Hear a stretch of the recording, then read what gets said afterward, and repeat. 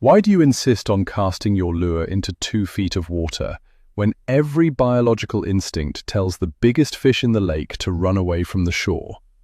Welcome back. Today we are going to talk about a hard pill that many anglers refuse to swallow.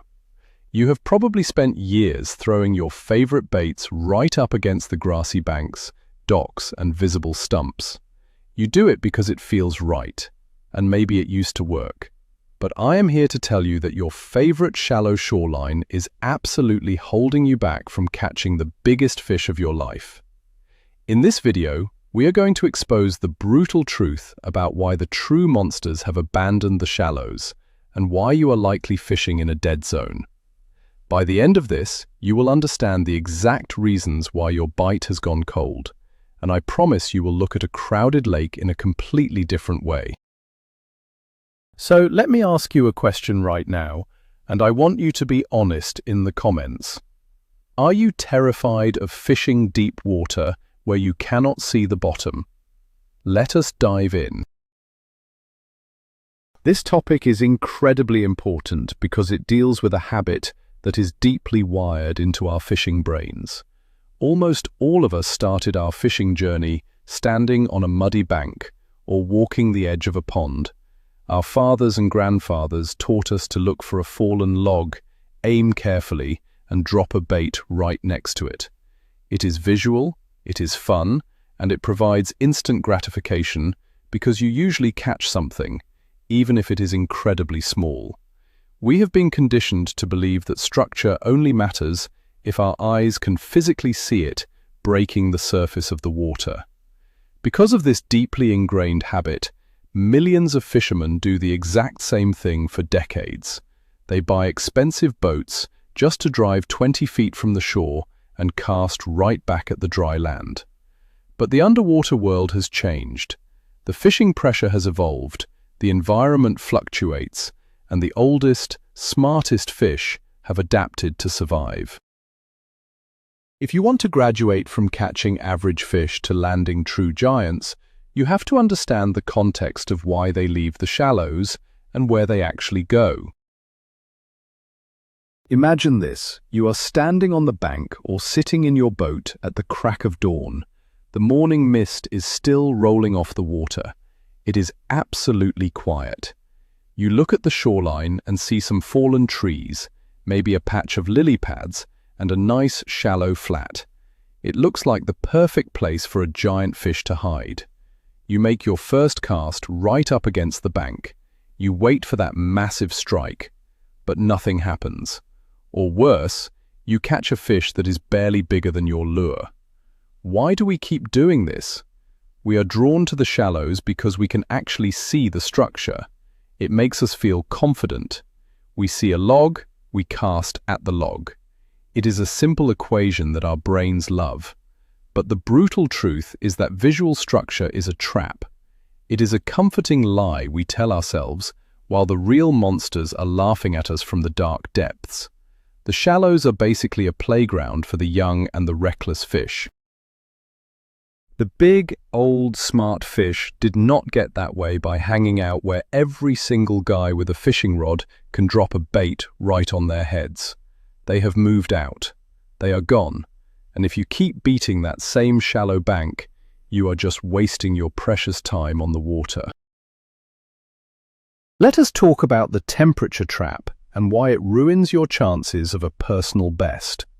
Water temperature is the absolute boss of where a fish decides to spend its day. In the shallows, the water temperature changes constantly. The bright sun heats it up incredibly fast during the day, making it feel like a hot bath. Then, when the sun goes down, it cools off just as quickly. Big fish absolutely hate these wild swings. Imagine trying to sleep in a room where the temperature goes from freezing cold to boiling hot every few hours.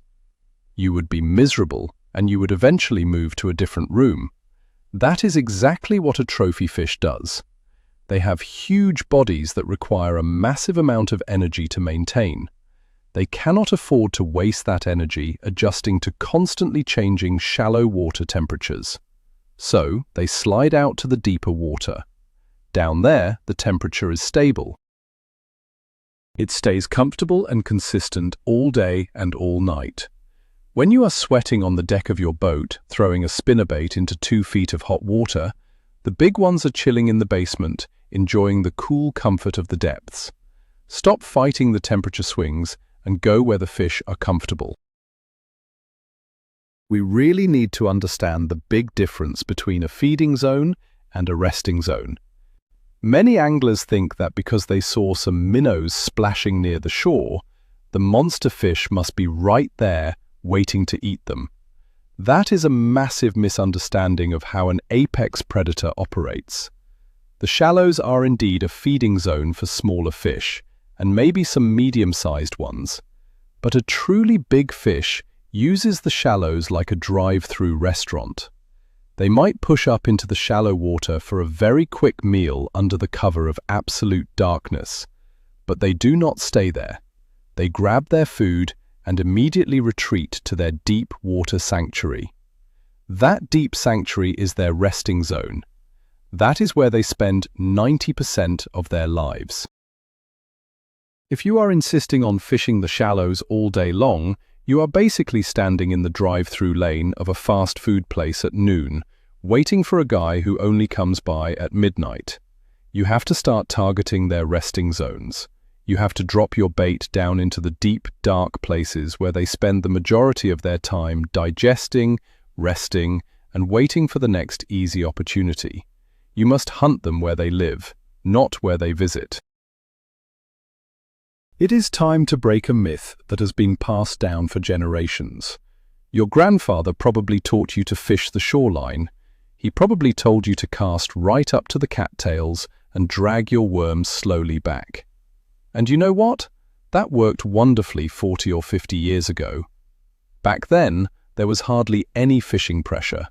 There were no high-speed boats zooming around, no fancy sonars, and far fewer people on the water. The fish could afford to be lazy and hang out in the shallows because they were not constantly being harassed. But times have changed drastically. Today, our lakes and rivers are incredibly crowded. Every single weekend, there is an army of anglers beating the banks to a total froth. The big fish have adapted to this pressure. They have learned that shallow water equals danger. They associate the sound of trolling motors and the splash of lures near the bank with a threat. So, they have packed their bags and moved to the deeper drop-offs where most guys are simply too lazy or too intimidated to fish. If you are still fishing exactly like your grandpa did, you are completely ignoring the evolution of fishing pressure. You have to adapt, or you will be left catching nothing but little ones. Another huge factor that everyone seems to ignore is light penetration. Big fish have incredibly sensitive eyes. As a fish grows older and larger, it becomes naturally more sensitive to bright sunlight. The shallow water offers absolutely zero protection from the glaring sun. It is like forcing someone to stare directly into a bright flashlight without any sunglasses. To escape this, the big fish move deeper where the water column naturally filters out the harsh light. Down in the deep water, it is always overcast and comfortable for their eyes. Plus, there is the element of stealth. A massive predator cannot easily hide its large profile in 2 feet of crystal-clear shallow water. They stick out like a sore thumb, making it hard for them to ambush prey. But down deep, in the shadows and the dim light, they become invisible ghosts. They can sit near a piece of deep structure and perfectly ambush whatever swims by without ever being seen. When you insist on throwing your bait into the bright, sunlit shallows, you are fishing in an area that makes the big fish feel totally exposed and uncomfortable. You need to drop your offering down into the shadows where they feel safe enough to strike. Let us paint a picture of what you should be looking for instead of the muddy bank. Think about the transition zones. These are the magical areas where the shallow flat suddenly drops off into the deeper abyss.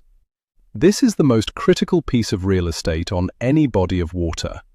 Imagine you are walking across a big, open field, and you suddenly come to a steep cliff. That cliff edge is the transition zone. Big fish absolutely love to position themselves right on these edges, but on the deep side of the drop. They will suspend or lay flat on the bottom in 20 or 30 feet of water, right next to the wall of the drop-off. From this safe, deep vantage point, they can easily look up toward the shallows.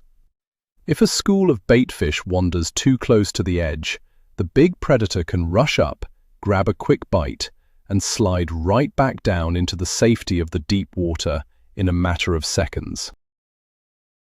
When you cast into the shallows, your bait never even reaches them. But if you position your boat over the deep water and cast up to the lip of the drop-off, letting your lure slowly tumble down the face of that underwater cliff, you are putting your bait right into the bedroom of a monster. Let us be completely honest with ourselves for a minute. The real reason you insist on fishing the shallows is probably because you are intimidated by the deep water. Fishing deep is scary for a lot of people. When you cast into a shallow bay, you know exactly where your bait is. You can feel the bottom easily, you can see the weeds, and you feel entirely in control. But when you cast out into 30 feet of open water, it feels like you are dropping your lure into a giant, mysterious black hole. It takes a long time for the bait to hit the bottom. The wind blows your line around, making it very hard to feel a delicate bite. You are constantly worried about getting snagged on unseen logs and losing your expensive lures. This fear of the unknown keeps thousands of anglers glued to the shoreline, casting at the same old visible stumps day after day. But you have to conquer this mental block. You have to accept that losing a few jigs to a deep water rock pile is just the cost of doing business if you want to catch the fish of a lifetime. Stop letting the fear of the invisible deep dictate your fishing spots. Embrace the unknown, because that is where the absolute giants are swimming right now. You have to understand the energy conservation rule if you want to target true trophy fish. A fish that weighs 10 or 15 pounds operates very differently from a fish that weighs just 2 pounds. The small guy is young, energetic, and constantly swimming around looking for anything to eat. He will chase a fast-moving spinnerbait across a shallow flat all day long because he has the metabolism for it. But the big, heavy trophy fish is lazy. They are the ultimate masters of conserving energy. They absolutely refuse to chase a fast-moving meal for a long distance, especially in the turbulent shallow waters, where waves and boat wakes toss them around. They prefer to find a deep, quiet spot where the water currents are minimal and the environment is totally stable. They will find a big rock or a sunken tree in the deep water and just sit behind it, waiting for an easy meal to literally drift right into their mouths. When you are vigorously working a lure in the shallows, you are appealing only to the energetic youngsters. To catch the lazy giants, you need to put a slow-moving, perfectly presented bait right on their noses, down in the deep, quiet resting places where they conserve their strength. Picture a typical Saturday morning on your favorite local lake. The sun is up, the weather is nice, and the water is absolutely packed with boats. Now, take a really close look at where everyone is positioned. Almost every single boat is forming a giant circle around the perimeter of the lake. They are all 20 yards from the shoreline, casting directly toward the land. It looks like a massive parade of people doing the exact same thing. Now, look out at the huge expanse of open water in the very middle of the lake. There is nobody out there. The middle is completely empty and totally peaceful. It is dead quiet. Where do you honestly think a smart, highly pressured, giant fish is going to go to escape the noise and the chaos of 100 trolling motors and 1,000 splashing lures? They are going to head straight for that empty, quiet sanctuary in the middle of the lake. They find the deep humps, the sunken islands, and the deep rock piles that all the shoreline beaters completely ignore. By stubbornly sticking to the shallows, you are voluntarily joining the loudest, most crowded, and least productive area of the entire lake. Leave the crowd behind and go install the quiet offshore depths. We need to talk about the thermocline, which is a word that sounds very scientific, but is actually quite simple to understand. Think of the thermocline as an invisible ceiling underwater. During the warmer months, the lake divides itself into layers. The top layer gets very warm, and the bottom layer stays freezing cold. But right between those two layers is a magical middle zone called the thermocline. This narrow band of water holds the perfect mixture of comfortable temperature and high oxygen levels. Below this line, there is often not enough oxygen for fish to survive comfortably. Above it, the water is just too terribly hot. So, the entire food chain, from the tiny plankton to the schooling baitfish, and eventually to the massive predators, all pack themselves tightly in or just above this invisible layer.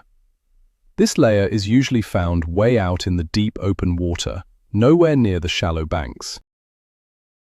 If the thermocline is sitting at 20 feet deep, and you are spending your entire day casting into 3 feet of water along the shoreline, you are literally fishing in a dead zone. You might as well be casting your lure into a swimming pool. You must learn to find this invisible layer and fish it. One of the biggest mistakes guys make when they finally decide to try deep fishing is thinking that the deep water is just a flat, featureless bowl of mud. That could not be further from the truth.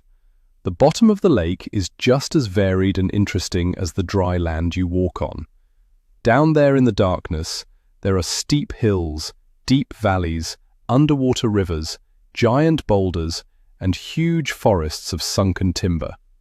These underwater features are exactly what the big fish use to navigate and ambush prey. Imagine you are dragging a heavy jig along the bottom in 30 feet of water. You feel nothing but smooth mud for 10 minutes, and then, suddenly, your line feels heavy. You feel your jig bump into something hard. It scrapes over a piece of rock or ticks against a submerged branch. That is a piece of deep structure. That isolated rock pile, surrounded by mud, is like an oasis in a desert. It is an absolute magnet for the biggest fish in the area, but you will never find these hidden treasures if you spend your entire life staring at the visible bushes on the shoreline. You have to trust your equipment, use your bait to feel the bottom, and map out these invisible, deep water neighborhoods. Let us look at the behavior of the food source, because if you find the food, you will always find the giant fish. In the spring, sure, the bait fish are up shallow spawning in the grass.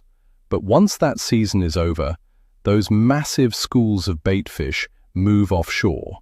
They roam around the big open basins in giant dark clouds, feeding on microscopic plankton. Where do you think the big predatory fish are going to go? Are they going to sit in the empty shallows waiting for a random frog to swim by? Or are they going to follow the all-you-can-eat buffet out into the open water? They follow the buffet, of course. A smart old fish will position itself directly beneath a massive school of deep water bait fish. They just cruise along under the cloud of food, waiting for a weak or dying bait fish to flutter down toward the bottom. It is the easiest meal in the world. If you are not paying attention to where the bait is moving, you are totally missing the point of the game. Stop blindly casting at the shore and start hunting for the massive schools of deep bait. Drop a heavy spoon or a deep-diving crankbait right through that school and hold on tight because a monster is waiting just below them. Moving your focus from the shallows to the deep requires a total change in your gear mindset. You cannot just take the exact same rod, reel, and lightweight lure you used for bank fishing and expect it to work flawlessly in 30 feet of water. Deep water fishing is a completely different animal. You are dealing with stronger underwater currents, more line stretch, and a longer distance to the fish. You need heavier jigs that can get to the bottom quickly and stay there. You need deep-diving crankbaits with massive plastic bills that can dig all the way down into the dark strike zones. And most importantly, you need absolute patience. When you cast a weightless soft plastic into a shallow bush, the action happens instantly. But when you are fishing deep, it might take a full 30 seconds just for your lure to reach the bottom. You have to learn to slow your entire brain down. You must patiently drag that bait inch by inch across the unseen rocks. It is a methodical, almost meditative process. If you try to rush it, your bait will float up off the bottom, and you will completely miss the strike zone of the big fish hiding down there. Change your gear, slow your pace, and prepare for a deep fight. The psychology of a deep water strike is incredibly different from a shallow water explosion, and it fools a lot of guys. When a fish hits a topwater lure in the shallows, it is violent. The water explodes, you see the splash, your heart stops, and your instinct tells you to yank the rod immediately. But down in the deep, dark water, a strike from a massive fish is often incredibly subtle. It does not feel like a violent hit at all. Sometimes, you are slowly dragging your heavy jig across a deep rock pile, and suddenly your line just feels a little bit heavy or mushy. It feels exactly like you hooked a wet towel or dragged your bait into a pile of dead leaves. There is no sharp tap. There is no aggressive jerk. Many opponents just ignore this feeling, thinking they snagged some moss, and they reel in casually.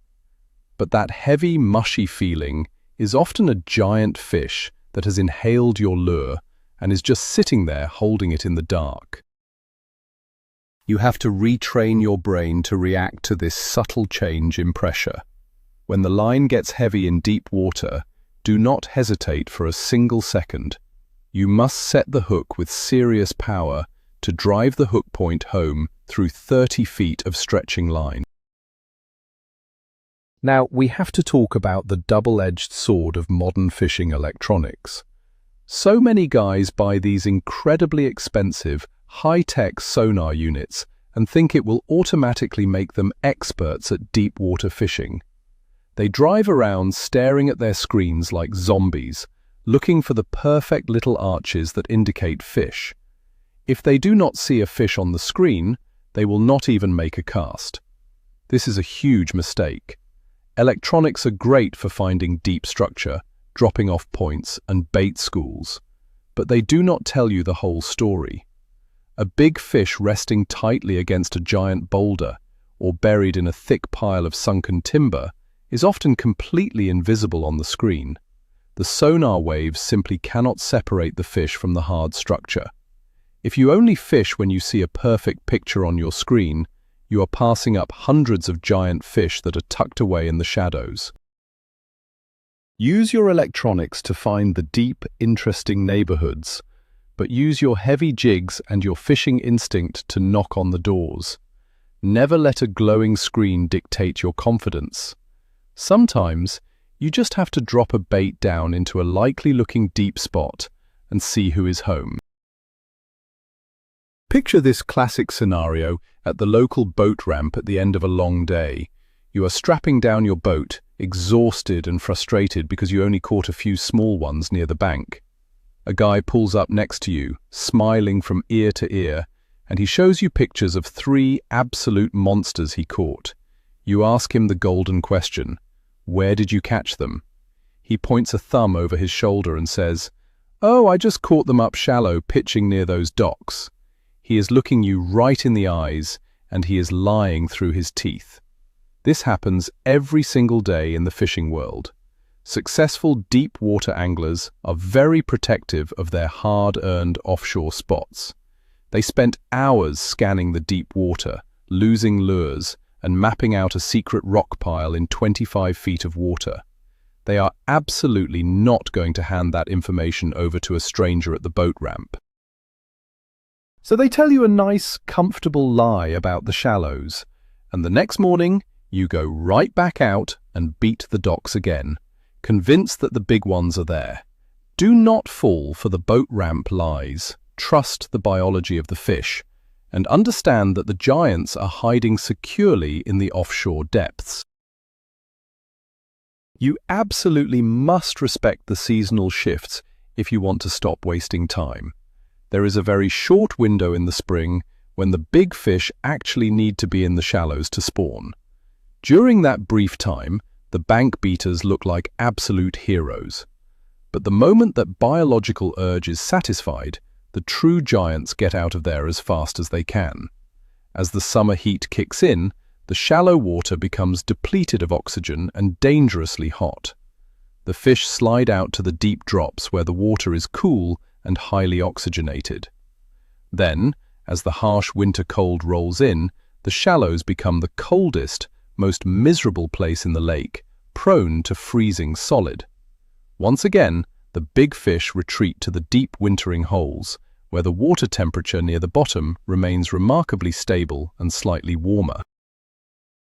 The guys who insist on fishing the shallows all year long are essentially playing the lottery, hoping to catch a confused fish that is lost in the wrong zone. You must let go of the springtime memories. Follow the seasons, follow the water temperature, and follow the big fish out into the deep water, where they spend the vast majority of their lives hiding in total comfort. Let us talk about a force of nature that most shallow water anglers completely ignore: the wind.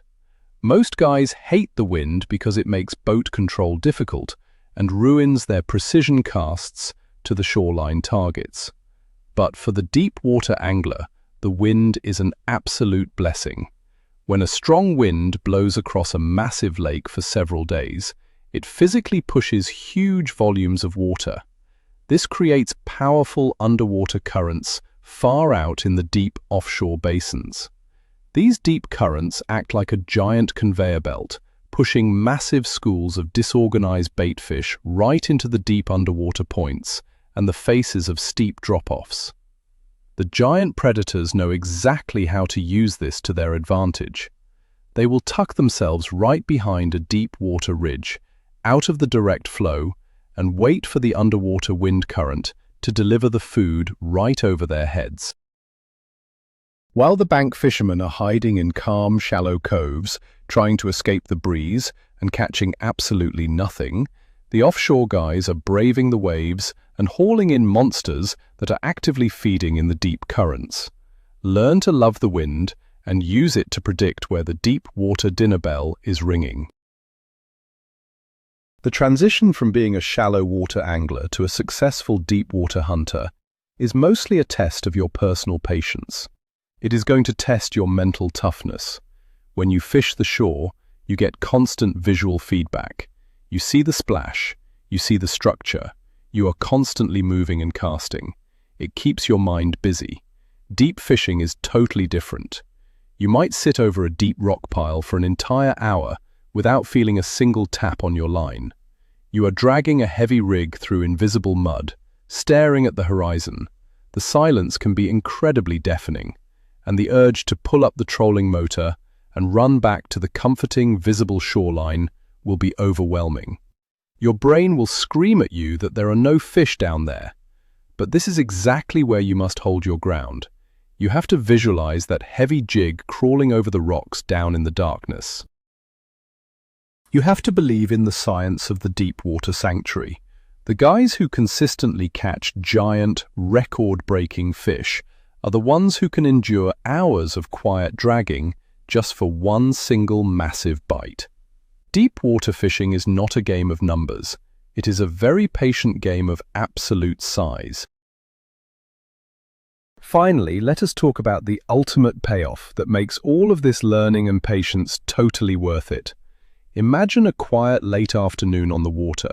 You have resisted the temptation to beat the grassy bank. Instead, you are sitting way out in the open water, positioned perfectly over a steep, rocky drop-off in 30 feet of water. You make a long cast and let your heavy bait sink all the way down into the darkness. You are dragging it incredibly slowly. Suddenly, your rod tip gets heavy. It is not a sharp tap, just a solid, immovable weight. You sweep the rod back with everything you have, and the rod instantly bows over into a perfect, heavy arch.